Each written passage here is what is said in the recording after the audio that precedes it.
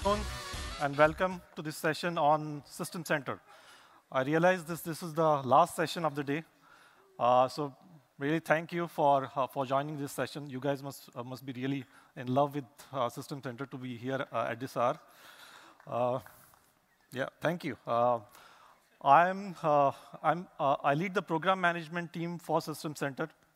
So my team works on virtual machine manager, operations manager, service manager, orchestrator, DPM. Uh, so System Center 2016, the new releases that you have been seeing with System Center, SAC, we'll talk about that, as well as System Center 2019 release. All that, my team is responsible for all those releases. As we have a pretty packed agenda for the session today. So I would appreciate if you could, hold your questions towards the end. We will have time for Q&A. So this is what we will go over for the next hour or a little over an hour. We'll talk about the approach that we are taking with management. What's the management strategy that we are taking for data centers as well as for the cloud. Then we'll dive deeper into System Center because that's the focus of this session today. We'll dive deeper into some of the products in the System Center suite. So we'll look at some of the new capabilities coming up in VMM, in SCOM, and then we will also look at some of the cool hybrid scenarios that we have been working on. So that's the agenda. So you guys ready for this? Yes. Okay, let's get started. Okay. So the IT environment, as we see around us, is clearly heterogeneous. We see three different trends. The on-premise data centers continue to grow and thrive, and that's where typically System Center has played. And you have, at the same time, you have migrations of applications and workloads happening to the cloud. And while that is happening, you also have cloud-native applications or applications being re-architected to be native to the cloud. So you clearly have sort of a tension in your organization where you have to essentially now have a heterogeneous environment to deal with. You have existing traditional data centers, you have migration to the cloud happening, and then you have cloud-native applications.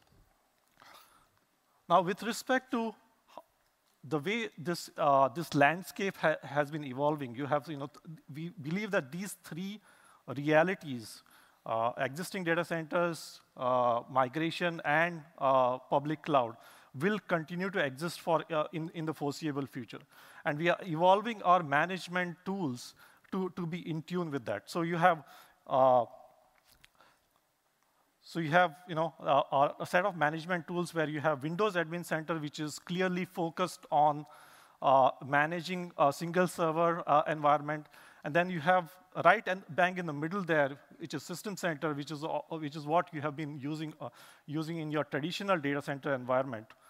And then you have Azure Security and Management, which kind of spans the spectrum of all the way from your on-premise data centers and all the way to the cloud.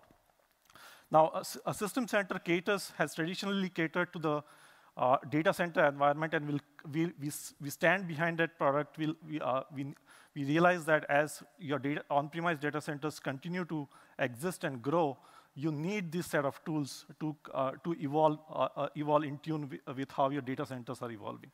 And we'll continue to support this. And you see that with System Center 2019 release, which we'll talk about. While we do that, we also realize that you have assets coming up in the cloud. You have workloads migrating to the cloud, and we are looking to complement your existing on-premise tools to some of the new capabilities in Azure. So we'll talk about some of the Azure monitoring services and how those can augment your on-premise tools. All right, so let's get to some of the big questions that we have out there. So we have Windows Admin Center. Everyone has had some exposure to Windows Admin Center. It's cool, isn't it? It's a reimagination of the inbox server management experience that we have had. So you've had tools like Failover Cluster Manager, Hyper-V Manager, Server Manager. Now you have Windows Admin Center, which provides a modern user experience to Windows Server Management. But it's clearly focused on a single server or a single cluster management. Or from, if you're talking about hyper-converged infrastructure, you're looking at 2 to 4 node cluster being managed by a Windows Admin Center.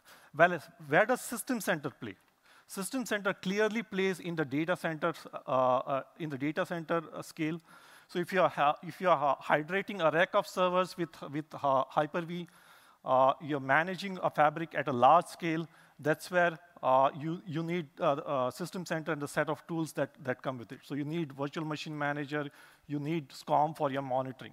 So there's a clear distinction between where System Center plays from a spectrum of from a scale spectrum point of view, and where Windows Admin Center plays. So we see this as complementary tools. We see that you continue to use System Center for managing data centers at scale, and then when you want to zero in on and troubleshoot a specific node in the cluster or a specific virtual machine, that's where you will get into the Windows Admin Center. All right. I wanted to say thank you. I don't know how many of you guys noticed, but SCOM just recently got a Customer's Choice Award from Gartner for application performance monitoring. Now, that's essentially all of you guys voting for the product that you have been using back in your organizations. So SCOM continues to provide the extensibility, the flexibility that is needed in your data centers. And when combined with services like Application Insights, which provide application performance monitoring, you have a complete stack there, where SCOM offers you infrastructure monitoring for your enterprises, and Application Insights provides you a rich set of capabilities for application performance monitoring. And you see us later down, when we get into the SCOM section, we talk about how SCOM can be augmented to do application performance monitoring by leveraging the capabilities in Azure Application Insights. All right, let's get into a bit deeper into System Center. So these are the areas that we see as focus for System Center investments going forward. So System Center has always been the tool set for managing the data center. We want to continue investing in System Center so that it provides a set of capabilities that you need, and continues to be provide a leading tool for your data center management. Now, when it comes to Windows Server Management, as new innovations and new capabilities light up in Windows Server, and you say that with Windows Server 2019, I'm sure most of you attended the Windows Server 2019 session. Being the ability to manage those new capabilities of Windows Server at scale, all that we will look to light up in System Center releases, be it with 2019 or be it with subsequent releases. And then the third, to the far right of the screen there, as hybrid becomes more and more reality, and that's essentially, you have to deal with the hybrid environment back in your organizations, we will provide connected experiences with services in Azure. So these are the three areas that we're looking to focus on for the System Center suite of products. All right. So this product, many of you have been using these products for a long period of time, so you know the history much better than even some of us. This just gives a timeline from 2007 onwards, but some of these products have existed even earlier to that. Clearly, it speaks to the maturity of the product. With every release of the System Center suite of products, we've had feedback that all of you have been providing, which has helped us to build on this product and add new capabilities. We've added the product has grown in terms of scalability, reliability, and has had new functionalities with every successive release. So it's clearly become more industrial scale, if you will. over the years. So just a 10-year timeline of the System Center suite of products there. Okay, let's talk about some new stuff which you've been seeing in the last year or so. Okay, so you've heard about long-term servicing channel. Those are LTSC, as we call it. These are so there are two release cadences for System Center. The first one is LTSC, and that's a long-term servicing channel. That's what you have been used to all these years. So you have the current in-market System Center product, which is LTSC, is System Center 2016. And on the Windows Server side, that's Windows Server 2016. LTSC releases of System Center has gone hand in hand with the Windows Server releases. They have a longer support time frame. So you have 5 years of mainstream support, and then you have 5 years of extended support. They're supported for a longer period of time. Earlier this year, we started on the faster release cadence for System Center. And we call that the semi-annual channel release. So we have a new release of System Center coming out every 6 months. It gives us the ability to respond to the feedback that you guys provide through different channels back to us. And so these are new feature releases. We have had the first semi-annual channel release of System Center called 1801, which went out earlier this calendar year. And then we followed that up with 1807 in 6 months following the 1801 release. So we'll continue down that cadence. These are the semi-annual channel releases will continue at a 6 months cadence. These releases, having come in faster, are supported for 18 months. And are, as I said, the new features getting added with every release there. Then on to there's another point that I would like to clarify about SAC releases. Windows Server CB releases are clearly focused on the guest environment, so on the guest operating system and on applications and containers, the new application paradigm. There is no such distinction for System Center releases. So System Center SAC release as well as the LTSC releases are focused on the SDDC, the software-defined data center. So that's one distinction I did want to call out between Windows Server CB releases and System Center SAC releases. And the update rollups, which are essentially purely bug fix releases for System Center 2016, will continue. Okay, so this is just a parade of all the products in the System Center suite. You have Virtual Machine Manager, Config Manager, Operations Manager, Orchestrator, DPM, and Service Manager right there. As part of the 2019 release of System Center, we'll continue to ship the entire suite, right? And we realize that you need this to manage your data centers, and we'll continue shipping all these products as part of 2019 and subsequent releases as well. Okay, now time to get into into specific products of the suite. So in the next half an hour or so, or next hour or so, we'll focus on some of the products. We'll focus on Virtual Machine Manager, and then get into Operations Manager. My colleague Aditya will take us through that. And then we'll also talk about other products in the suite, the DPM, Service Manager as well, but focus more on Virtual Machine Manager and SCOM. And then we will look at some of the cool hybrid scenarios that each of these products will get to. Okay, so let's get into Virtual Machine Manager. How many of us use Virtual Machine Manager? Okay, quite a few. Okay, a quick question on releases. How many of us are on System Center 2016? On 1801 or 1807? Okay, a few of us. 2012 R2? Okay, cool. All right. Okay, so VMM 2019. So we're continuing to invest in all the areas of VMM. So we'll walk into details of each of these areas.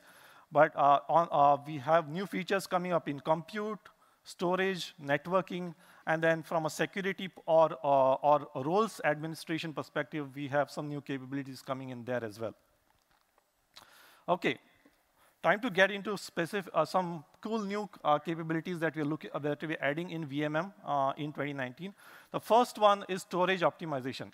Now, a lot of you spoke to us about the need to optimize storage for capacity, right? So let's get into the scenario. This is the scenario that you guys spoke to us about. So you have highly available VMs whose VHDs are stored on cluster shared volumes, CSVs. And as CSVs run out of space over a period of time, either because VHDs grow or you have new VHDs being placed, the CSV runs out of space. What happens then? Well, the VMs halt, and that causes an outage. How many of us relate to that problem? Okay, few of us, thank you. So we have decided to address this problem. And the way we are going to do this is by doing storage optimization based on capacity. So as the CSV runs full and starts hitting the high water mark, VMM will automatically orchestrate dynamic optimization. It will dynamically optimize and migrate the VHD, which is running hot, into another CSV which has enough space. All right, time to get into the first demo. You guys ready for this? Yes. All right, okay.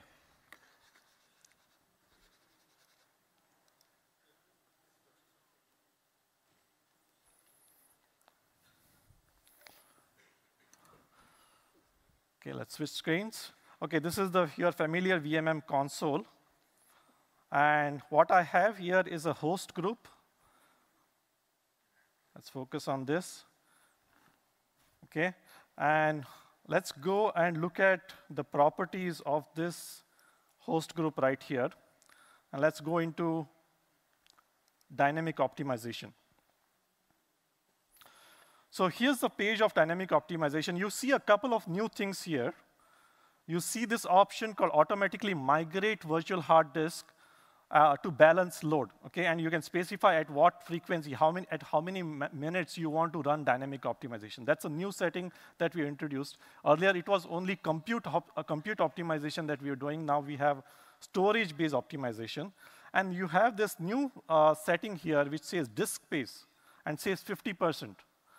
Now, 50% I've set it up basically for a demo environment, but essentially you will set it for, let's say 5% of the space.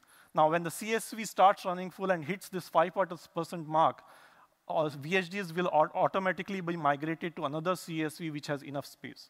So let's see an example of this.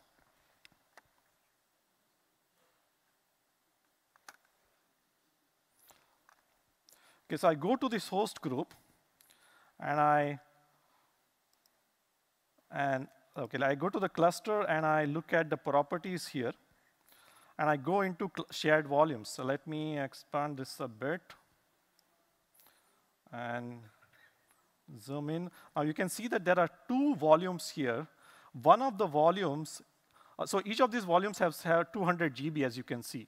Now one of the volumes has fallen below the 50% mark, below the 100 GB.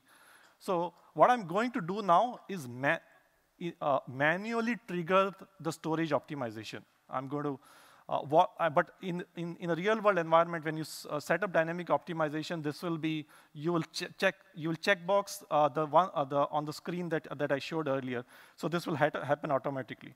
For the purpose of this demo, I'm going to manually trigger this.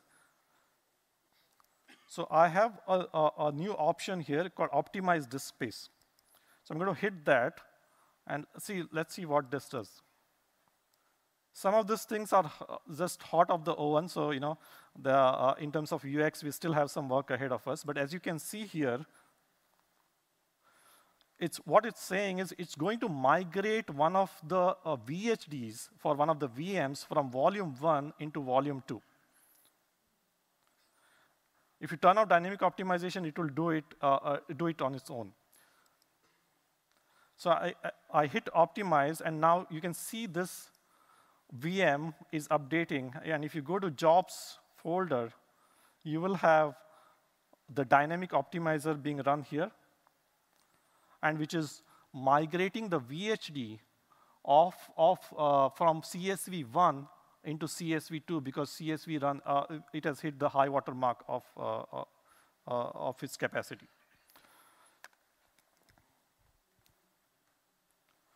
You think that's cool? Okay.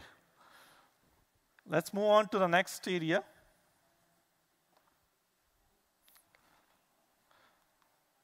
Which is called storage health. So Storage Spaces Direct has been fairly successful in terms of deployments that it has seen. We support deploying S2D clusters and managing S2D clusters in VMM. Now, one of the things, and S2D allows you to go for cheaper storage as opposed to going for expensive storage for your private cloud environments. But one of the things that happens with S2D is, given these are directly attached disk to the servers, this disk can often fail. And so, we got feedback from many of you saying, asking us to provide health of the storage in a VMM environment, right? So here's what we have done.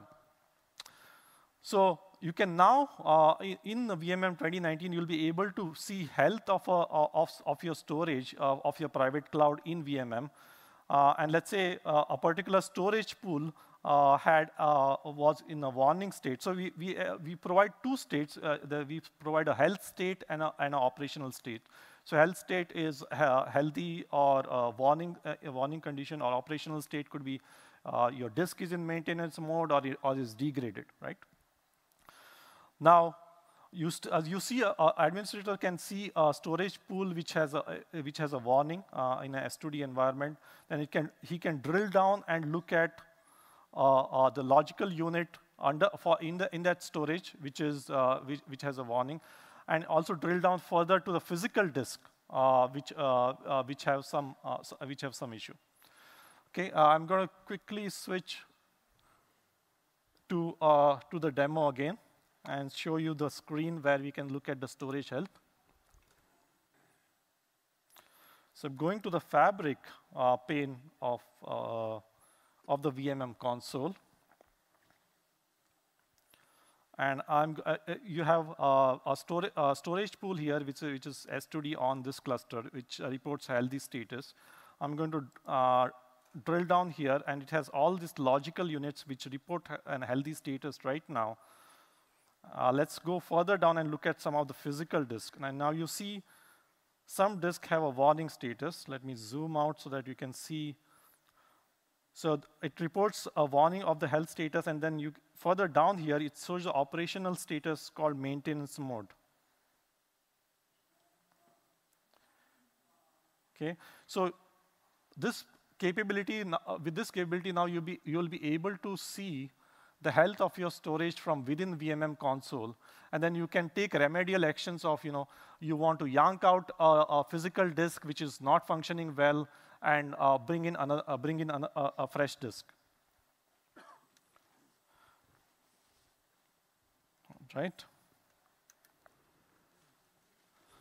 Okay, moving on. Okay, upgrading Storage Spaces Direct cluster. You can deploy S2D clusters using VMM. With VMM 1807, as well as with the 2019 release, you will have the capability to upgrade S2D clusters just like you can upgrade a compute cluster. So it will function exactly the same way that a compute cluster upgrade or patching works. So the host will be put in maintenance mode. The VMs will be drained out of that host. The node will be taken out of the cluster, and the OS on that particular node will be upgraded, and you put back that node back into the cluster. And you essentially rinse and repeat it. Now, this works exactly the same as your compute cluster, nothing new there. There's some nuances, like Storage Spaces Direct does storage synchronization between the hosts. between the storage which is connected. And in this case, we will wait for that. Before we evict the next node from the cluster, we'll wait for the storage sync to complete and do that across all the nodes in the cluster. And the last step is obviously we update the cluster functional level. So clearly, within a single click, you will be able to upgrade or patch your S2D cluster using VMM. OK, moving on to the next capability in VMM, it's VMM roles. We're now introducing a new role in VMM, and let's see what's the need for that. So you had a fabric or delegated administrator role already in VMM, right? And it has all permissions. It has permissions to the virtual machines. It has permissions to the underlying fabric, be it compute, storage, or networking. Now, at the other end of the spectrum, in terms of roles, you had a tenant admin role. A tenant admin role only has administrative permissions on the virtual machines. He has zero visibility into the fabric. A lot of you actually spoke to us and talked about a persona in your organization who administers virtual machines in your private cloud environment, but needs visibility into the fabric as well. So you should be able to look, if a VM is not functioning well, you should be able to look at, OK, what host this VM virtual machine is running on. Is the host running hot? Is there an issue with the storage on, that this VM faces? And you should be able to take immediate remedial action of migrating a virtual machine, right? So we are introducing a new role in VMM 2019. It's called a virtual machine administrator role. This role will have, just like tenant admin, it has all permissions for the virtual machines on your fabric. But it also has some additional permissions, like being able to migrate a virtual machine or migrate the storage of a virtual machine. In addition, he'll have visibility into the fabric. So he will be able to see, OK, what hosts are present in the fabric, where your virtual machines are running. But he'll not be able to perform any administrative actions. He'll not be able to make any changes to the fabric. For that, he has to go back to the fabric administrator role. OK, let's quickly look at a demo of that.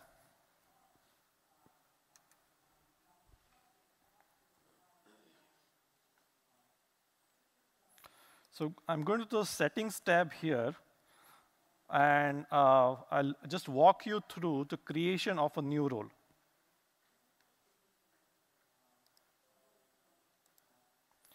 I'll create a new user role. Let's call it VM admin 1. Hit next. OK. So you see on your screen here the list of roles that are present in VMM, and there's a new role, virtual machine administrator, which has been added. So I'll select that role. Hit next. I'm going to skip the step of actually adding members here. Let's look at the more important part, scope. So now you can specify the scope of administration of this new role that you're creating. You can either have the permission scoped to a cloud. You can also have give him permissions to some of the host groups which are present in your environment. Now, in this case, I'm going to select the Ignite cloud that we have here.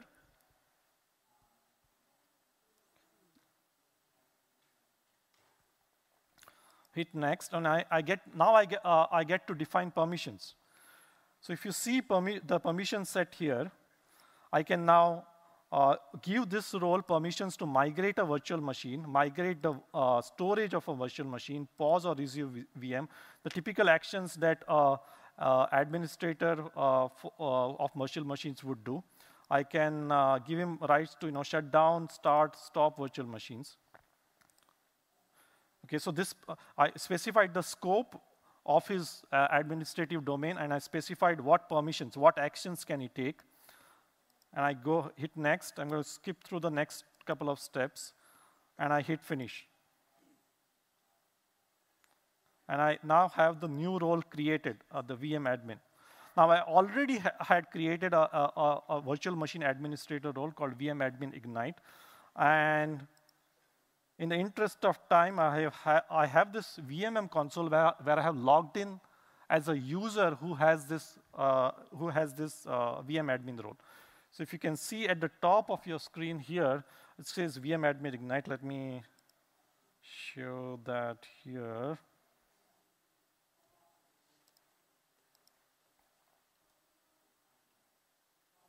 Okay. So this it's the VM admin. It's a user who has logged in with a VM virtual machine administrator role. As you can see here, for the Ignite Cloud, he's able to see the virtual machines. If you right-click, he can perform different virtual machine actions. So he can migrate storage, he can migrate virtual machines, he can shut down, power off. Now, there are certain other, if I go to this virtual machine, I can't do things like, I didn't give him rights to create a checkpoint or manage checkpoints. Does he get visibility into the fabric? He does. He can now look at some of the hosts here on which the virtual machines, which are the hosts which are within the Ignite Cloud, which have these virtual machines running. Let's say whether let's see whether he can perform any fabric operations. Let's say delete a VM network. So he does not have permissions to the fabric. He just has visibility into the fabric, cannot perform any actions on the fabric. So that's the new VM administrator role for you.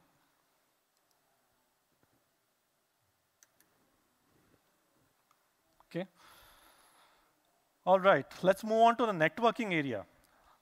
Now, again, feedback from you guys where you asked us to provide physical network information for Hyper-V host, right? You need this for troubleshooting when you have networking issues in your environment. So we are doing that. We have provided that with VMM 1807, but also all the SAC features accrue to the LTSC release as well. So the features that the new features that have come in VMM 1801 or 1807 would appear in the LTSC release as well, which is VMM 2019. So we provide layer 2 networking layer 2 information for troubleshooting, and we use a protocol called link layer discovery protocol. This is a protocol used by the switches. We listen to this protocol and provide information on which switch a particular Hyper-V host is connected to, what VLAN that particular Hyper-V host is connected to. So you can see that on your screen here now. You have, it provides you VLAN ID. So which VLAN is this Hyper-V host connected to? What's the port on that switch that this host is connected to? So now it is much easier to troubleshoot networking when you run into networking issues in your VMM environment. Another networking feature. If you have, how many of us have deployed software-defined networking with Windows Server 2016 and VMM 2016? Okay, few of us. So we with VMM 2019, we'll provide the ability to configure what is called a L3 gateway. So you have virtual networks in which your virtual machines are running. Now, often there is a scenario where the virtual machine networks are obviously have isolation. So you need ability to connect your virtual machines to a physical network. So you need a gateway, and that's L3 gateway. And we are providing a L3 gateway, the capability to configure an L3 gateway using UI in VMM. Okay, I'll power through a couple of next couple of slides as we want to get to the SCOM area. We are providing the ability to encrypt. So Windows Server 2016 has the ability to provide have encrypted traffic between virtual machines in an SDN environment. We are adding that support in VMM. It's part of 1801 already. Very easy to configure. It's effortless. you specify and you just checkbox enable encryption when you create a virtual machine subnet and specify the thumbprint of the certificate that you're using. Another capability is the ability to migrate. A lot of our customers are migrating from VMware environment to Hyper-V and Hyper-V and VMM. So towards that, we have an experience which has always been there. We have added new support there for UEFI-based VMs, where you can have secure bootable VMs. So we added that support in VMM 1801. And we also added support for new versions of VMware. So VMware, if you have a VMware 6.5 environment and you're looking to migrate, you can use this capability to convert virtual machines. More with hybrid. Now, what we're looking to do with VMM is augment your VMM environment with some of the hybrid cloud capability. The immediate one that you're looking to address is the ability to patch guest virtual machines in a VMM environment. So Azure has an update management service which we are looking to hook into. So you'll be able to hook your VMM environment to the Azure update management service, create a profile for patching your guest virtual machines, and that using that you can essentially patch virtual machines which are running in your VMM environment. Now we're looking to we are looking to add this capability in VMM 2019. This is just the template of the kind of integrations that we are looking to add in some of these on-premise products. So we look to do that with the ability to back up your VMs running in a VMM environment to Azure backup. We already have integration with site recovery. We will provide the ability to migrate virtual machines, so have a tie-in with Azure Migrate, using which you can profile and migrate virtual machines from your on-prem environment to the cloud. All right. Okay, so a quick recap. We saw all the new cool new capabilities in VMM. Time to get on to the next product, which is Operations Manager. And Aditya will take us through that.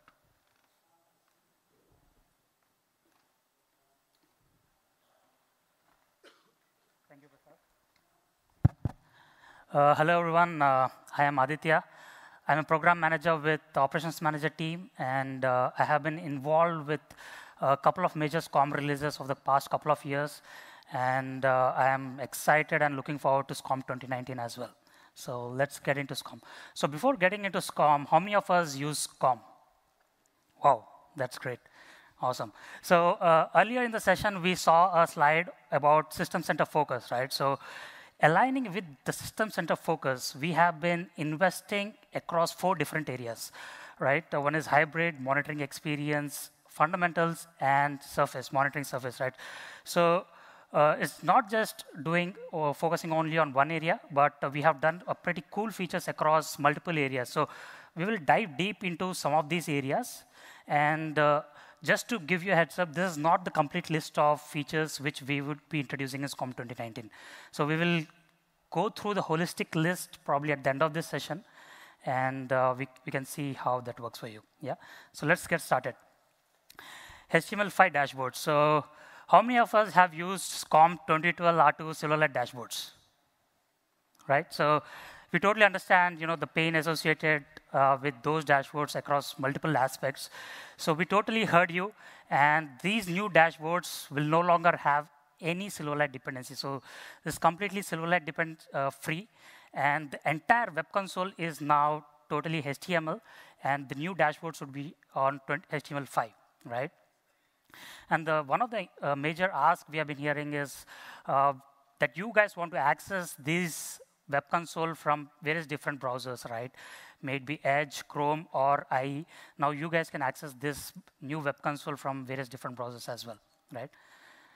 Coming to extensibility, SCOM is known all about extensibility, right? And when we are doing these dashboards, we wanted to make sure that it's not that you are able to use what we provide, but we wanted you to leverage our dashboards and you bring up your own visualizations to light up your dashboard. So what we've done here is we have introduced new REST APIs, Now you can retrieve SCORM data using these REST APIs, and you can render the SCORM data into any HTML visualizations. It may be your own first-party HTML visualization, or it can be your any third-party visualization. So we'll see a couple of examples of how it looks like, right?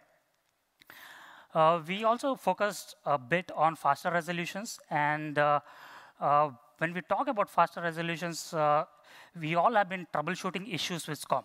But the troubleshooting pattern or the workflow has been in such a way that if you need to get some insights, you need to open a new window, right? You're losing a context on where you are at, and you're opening a new window, you're getting insights, and you're troubleshooting that. But what we have done here is we have introduced a new concept called drill down. Now, when you see some issue, all you have to do is you have to click that issue, and you get all the relevant information with respect to that issue, which will enable you to troubleshoot and root cause your issues faster. We will look into that as well in the demo, right? The another important aspect we have done is we have enabled inline actions.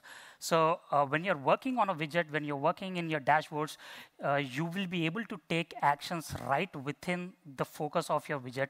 So you need not go somewhere else and open a window to do some actions. So everything would be inline here, right? And the other focus area was to make it operator friendly. So it's not just discovering issues. You would be able to discover issues, you will be able to troubleshoot root cause issues, and you will be also able to remediate and resolve the issues right within the dashboards, right? So let's get into the demo. How many of you are excited for this demo? Yeah, so awesome.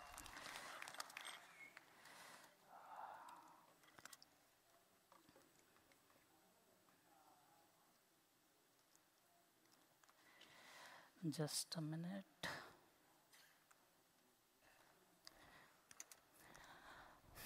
All right. So this is how our new web console looks like if some of you did not get a chance to look at the new web console. So it's all completely changed now. The back end is changed, the front end is changed. It's all pretty cool now. So just before going into the demo, I'll walk you through a couple of widgets. So the dashboard you're seeing is a sample server monitoring dashboard. What it essentially enables you is to, get the health of your servers, get the alerts. Let me zoom out a bit. Yeah. And we are capturing a couple of important metrics. For example, if I see this particular widget here, I can quickly see that, on my SQL server and my management server, there's a low memory there, and I need to do something about that, right? And there are different set of widgets capturing different metrics here. But let's see at this cool visualization here. When I was talking about extensibility, this is one of the example of extensibility here. What I've done here is essentially I'm using SCORM REST APIs to get alerts data, and I'm rendering that alerts data into a third-party visualization. So this is a third-party visualization you're seeing here. What it shows is the active alerts representation across 3 types. One is bar graph, pie chart, and spline chart, right? So we're good here. So what we'll do now is we'll try to create dashboards, and we will see how you can troubleshoot your issues faster. Let me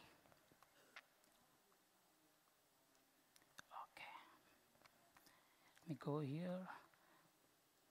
Okay, let's create a dashboard quickly. Call it server health, right? So as an operator, what's interesting to me is I want to focus on the health of my servers, right? So let's quickly create a couple of widgets on server health.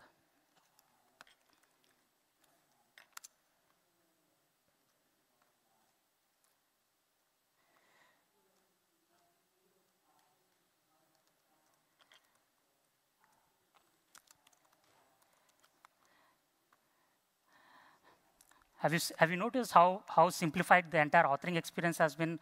It's been almost simple 2-3 clicks, right? So let's create another widget for. Let's say I want to monitor my operating system. Okay.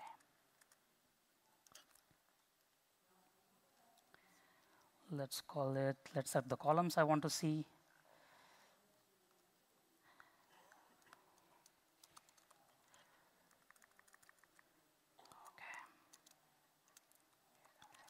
Okay, that's it, right? So I have a dashboard which shows me the server health and OS health. The another interesting cool feature here is these dashboards are completely open layout. Now you can move around your widgets within the dashboard. You can resize them, right? Which was not there earlier, right? So we didn't have this earlier. So you can resize them, move around, right? So this was about creating a dashboard. Now let's see how I can troubleshoot these dashboards, right? So if I can see, there are a couple of servers which are critical. Now, as an operator, I want to know why this is critical, what is causing my server to be critical, and how can I fix these issues, right? So let me click on my agent for one of the server which is critical, right? Now here I have my relationship map, which shows me all the related entities with respect to my server 4. And right here I can see that my C drive is critical, and my agent 4 is critical. And these two entities are causing my health of my server to be critical, right? So at this point in time, I already know what is causing my health of server to be critical, right? And if you come down a bit, you can also see some alerts related to this server, and I can also see the C drive alert, also the agent alert here, right? I want to know more about this alert. I click on this alert. I go into the alerts drill down page. I get more details into the alert. I can see the context. I can see the percentage free space here, right? I can see the knowledge, the company knowledge. I can get more details into history. I can see the properties of my monitor or the rule which has generated this alert. Now, at this point in time, I know what is causing the health of my server to be critical, and I also know insights into the alert. What is this alert about, right? So let's go back to my server. And this is not only insights about your server, the alert, you also get insights about your performance metrics, right? You can see the last values here. The another interesting thing we added here is we made sure you are able to view the effective configuration of a particular server. You want to see what is the rule or monitor configured for my server 4, right? So what we have done here is, by default, we have disabled the load of effective configuration. But once you load it, you can see the configuration. So for example, this particular rule, the default values are this, and the configuration for this server is also this. In this case, it's the same, and that's the reason we are seeing the same. But in some scenario, if the effective configuration is different, you can find it out here, and you can realize what is causing an unrelevant alert or something, right? So we have done that. The next thing to look at is how are the different metrics related to this server performing, right? I can see the memory, the logical disk, the network, the process, all the related metrics plot right within the same page here, right? Right, I can see the system, I can see the processor information, how my network is performing. So with this, you can also do a proactive monitoring, where if you see something might go wrong down the line, you can address that as well. Right? It's not just about getting insights, as we discussed earlier. You can also remediate your task right from within the task here, right? So this is how you get all the insights what you need right within your context of your dashboard, and that will enable you to troubleshoot your issues faster. So what do you think about that? Yeah. Cool. Awesome. Awesome. So let's quickly get into the next important investment we did,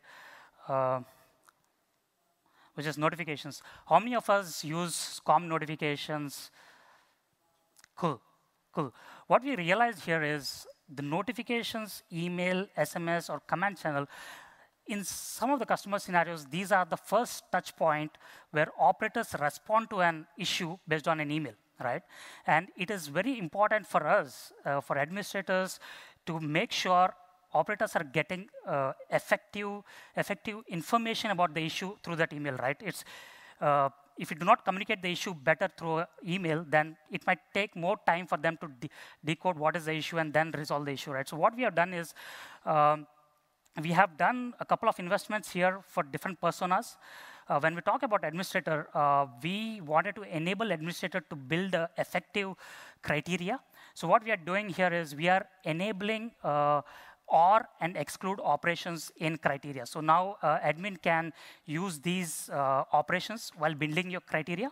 And what we have also done is you will be able to create HTML emails now.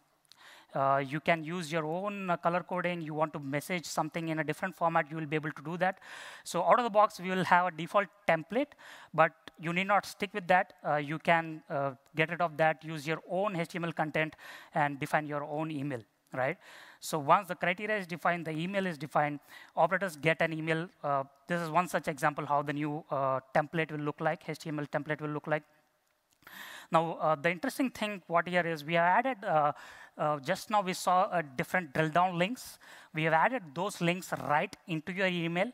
All operator has to do is, in the email, he has to click those links. He will get those detailed insights, and that will help them troubleshoot the issues faster. And then they can resolve or remediate the issues right within the dashboards, right? So let's see a quick demo of this.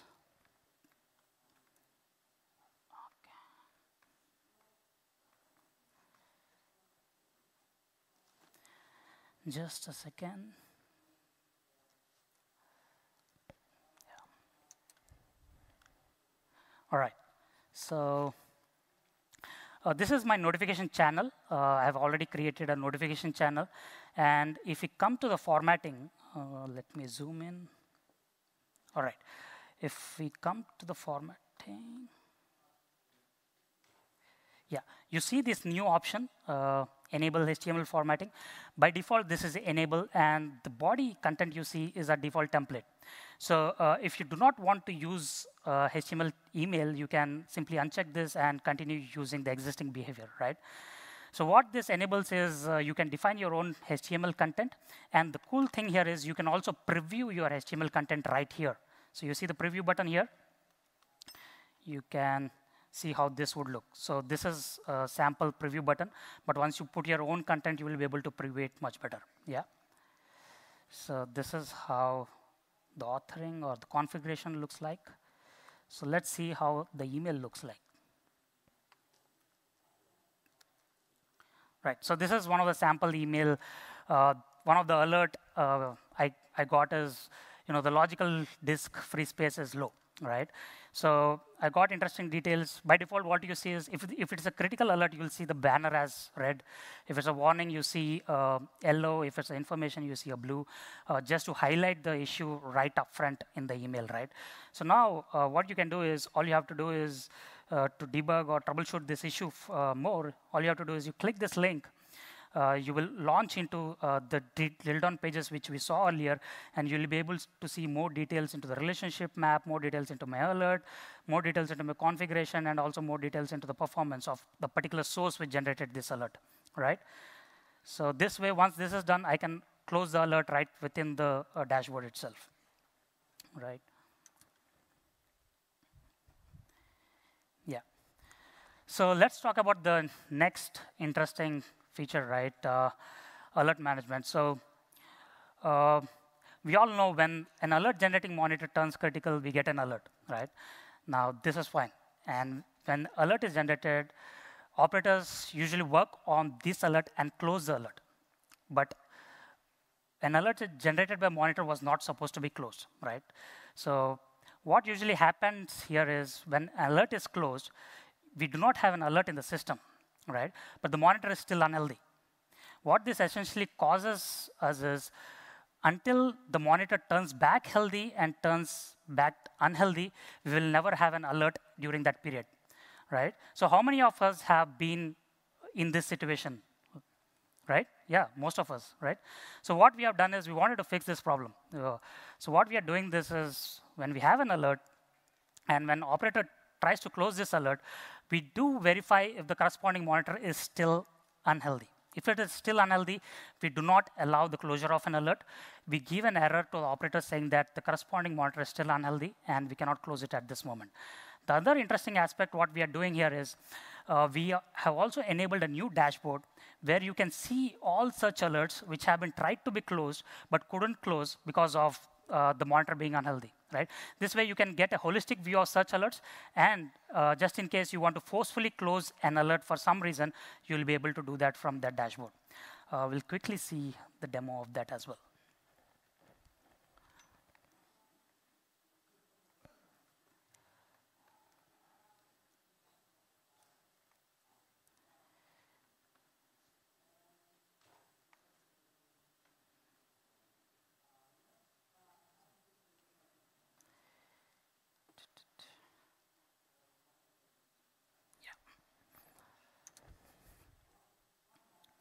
All right, so let me close this. So we have an alert logical disk space, right? So let me try closing this. So I already talked about inline actions, so you'll see them now. So this is a widget. You have a set of inline actions for this particular alert widget, right? So let's change the resolution state of this alert. So let me change it to close. Let me give a comment. And let me save. You see, we're getting an error saying that the corresponding monitor is still unhealthy and the alert cannot be closed, right? So this way, we are making sure that you do not land up in that situation anymore. And this is the new dashboard which will show all such kind of alerts. And in case you want to forcefully close that alert, we have created another inline action which will enable you to reset the corresponding monitor. You can select an alert and reset that monitor. That way, the alert goes away and the health restarts from there, right? So this way, you will not land up in that scenario. Yeah. Also, in Linux and Unix monitorings, we have been doing a couple of enhancements, interesting enhancements, actually. One of the scenarios we have been hearing is a management server which is monitoring your Unix and Linux agents. Due to some monthly patch scenario goes down, right? Now what happens is all these Linux agents fail over to new management server. During this duration, all the alerts corresponding to these Linux agents are again recreated, which again causes duplicate tickets, which is kind of a pain for all of us, right? So what we have done here is we have added an intelligent design here, which kind of maintains or keep tracks of the state of your alert and the health of agents even in the failover scenario, and make sure no new alerts and no tickets are generated, right? So this is what we call enhanced Unix Linux alerting in failover scenarios, right? The other scenario is updates and recommendations for Linux workloads. What you have done is we already have updates and recommendations workflow. What we have done here is we have enabled recommendations for Linux workloads as well as third-party management pack workloads to light up in that workflow. So with this, in that single view, you will be able to see recommendations for all workloads irrespective of the platform. So if you can see in the screenshot, there's a recommendation for JBoss, Tomcat, and some partner MPs as well, right? So the other scenario is Linux log file monitoring. So what we have done here is we have enhanced your ability to not only do some basic log file monitoring in Linux, but also expand or extend your monitoring to monitor any log file you want, right? And it is not limited to only log files. You can also monitor something like your CPU usage in Docker, right? If you want to monitor your CPU usage of a container in Docker, you can write a plugin which monitors or reads your data from dstat, and you can process the data and generate an alert in SCOM, right? So it's not only limited to logs. It can be done with multiple sources, right? So these are the various enhancements in Linux. All right, some of the critical bug fixes. Application performance monitoring. I think everybody is aware of this. Yeah,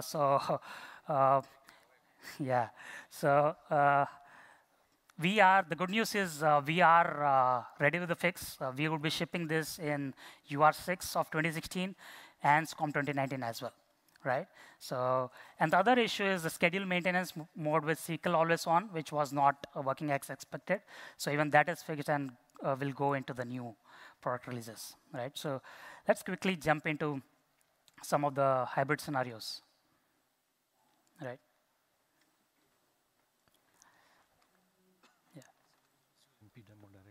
Okay. Yeah. So we have enabled a service map integration earlier. What it essentially does is service map, you are already aware, right, which kind of maps all your dependencies between your servers. With this integration, what we can do is we get those dependency maps down to SCOM, and we also overlay the health of your servers on top of the dependency maps, right? So this way, you will be able to automatically map your distributed applications with SCOM health as well. So this is one of the scenario, and this is how it looks. So the first image is how it looks in Azure. The second image is how it looks in SCOM. You can see the health of SCOM overlaid in the image as well, right? So let's jump into Azure Management Pack. How many of us have used Azure Management Pack? Okay, few of us, right? So what we are doing here is, the beauty of Azure Management Pack is you're not only able to monitor your on-premise data centers with SCOM now, you're also able to monitor your Azure assets right from within the SCOM, right? So these are some of the resources we do monitor from SCOM, right from SCOM, right? Let's jump into a demo, and I'll walk you through the scenario in the demo.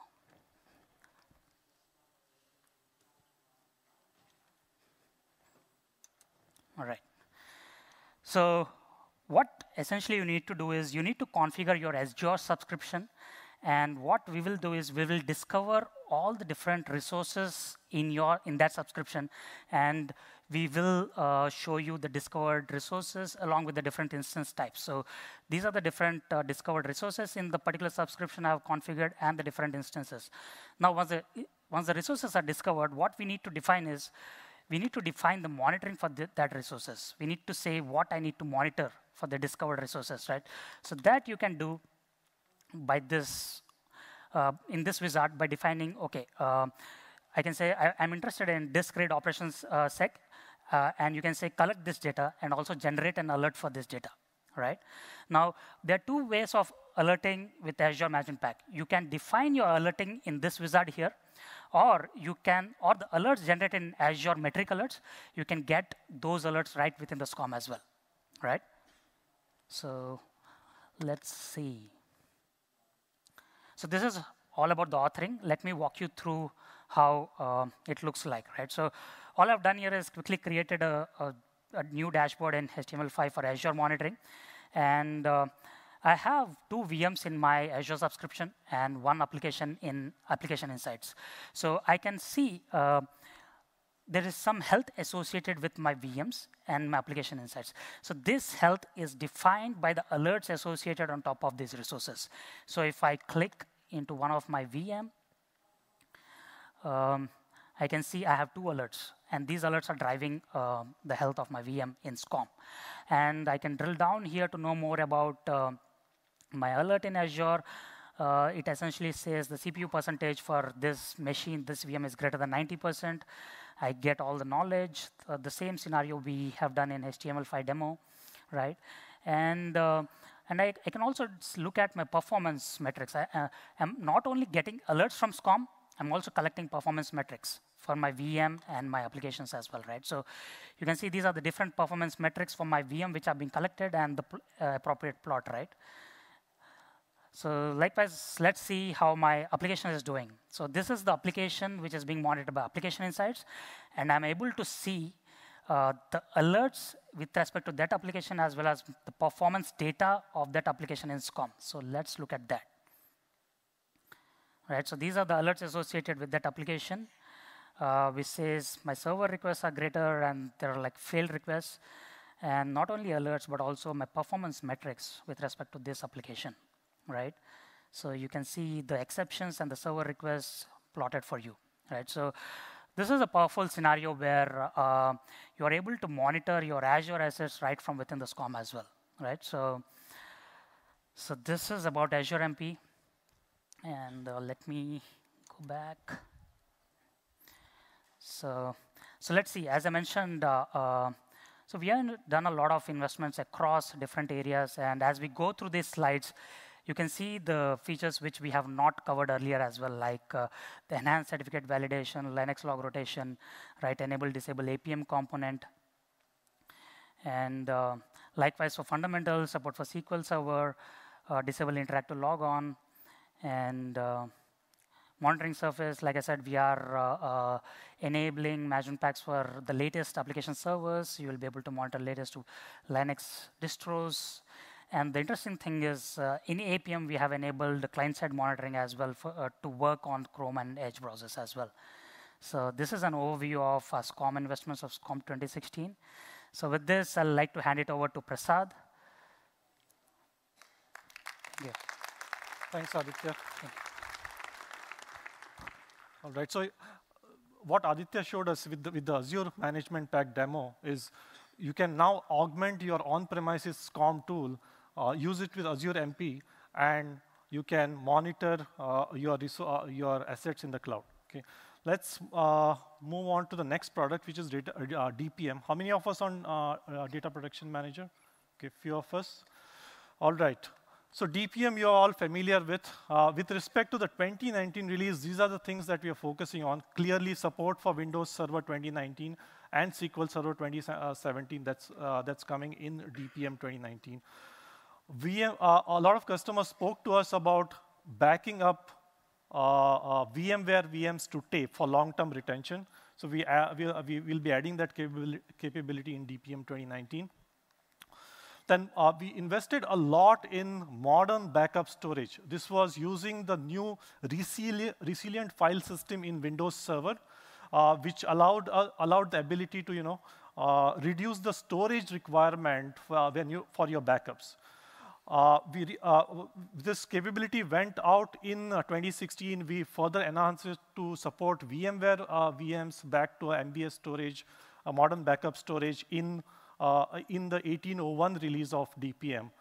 However, we do realize from customer feedback that we need to essentially increase the reliability of backups with respect to using the modern backup storage. So we're putting a concerted effort in the DPM area, in the DPM product, to increase reliability, decrease the latency of backups that some of you are experiencing. And then we are also looking to increase the flexibility of being able to. DPM has an integration with Azure Backup, as you all know. So you can use Azure Backup for long-term retention and disk backup for short-term retention. We're looking to increase the flexibility of recovering from Azure. So if you lose your DPM DB, which has the metadata of your recovery points in your on-prem DPM, you will still be able to, but you have backed up to Azure, you'll still be able to do recoveries from the restore points in Azure. Right?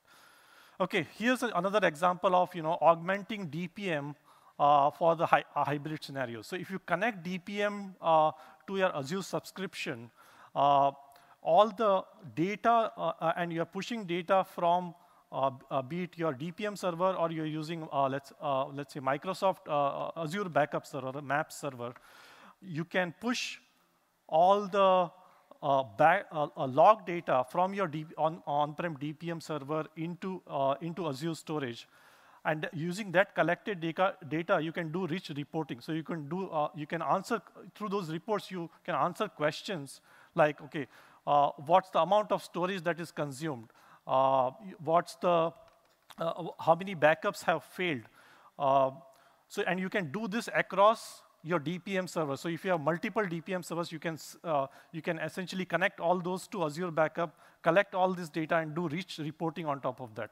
You can also connect it to log analytics and do alerting. So if a backup job failed, you need to get alerted about that failed backup job. You can do that by pushing the data into log analytics and do alerting on top of that.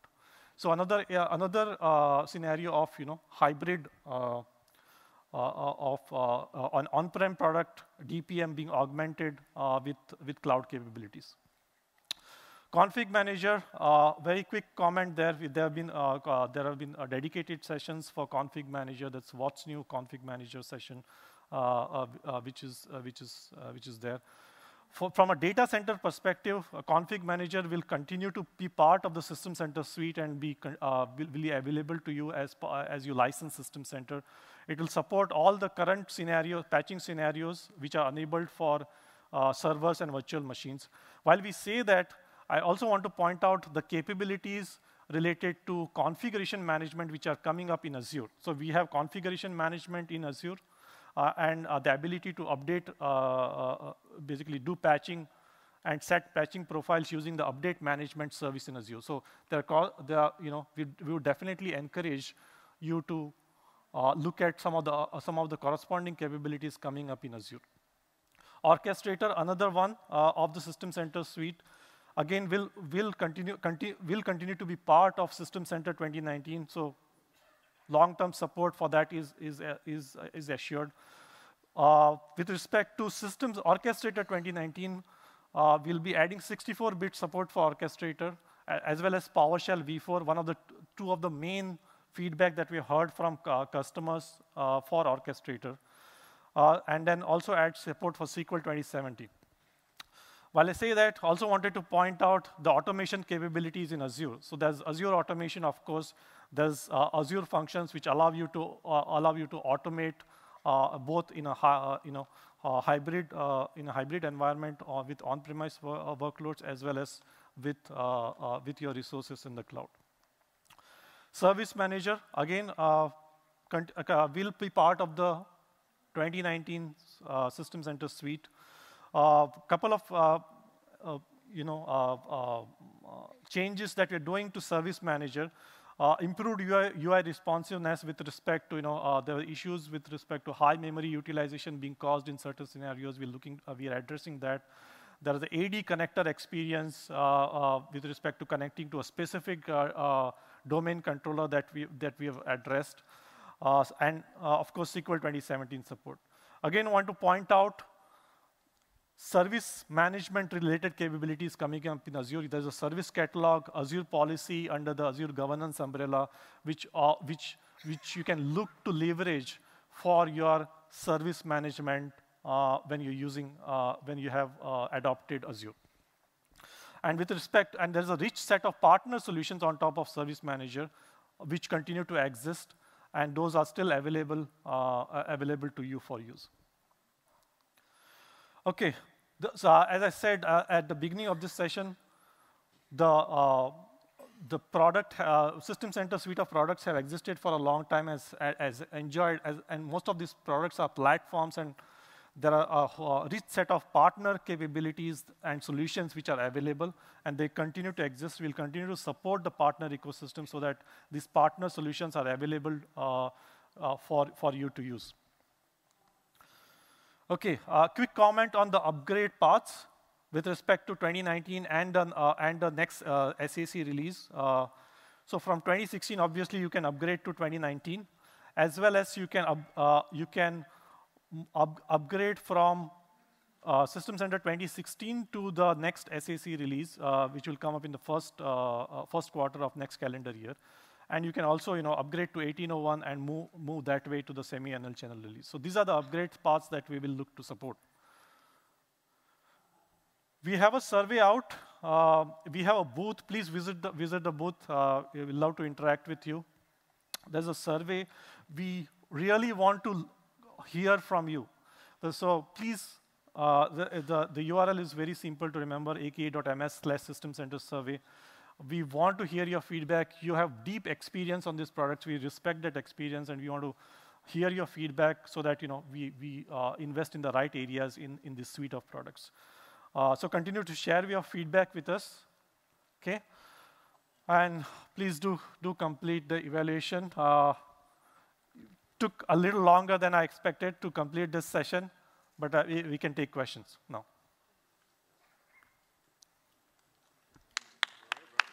Thank you.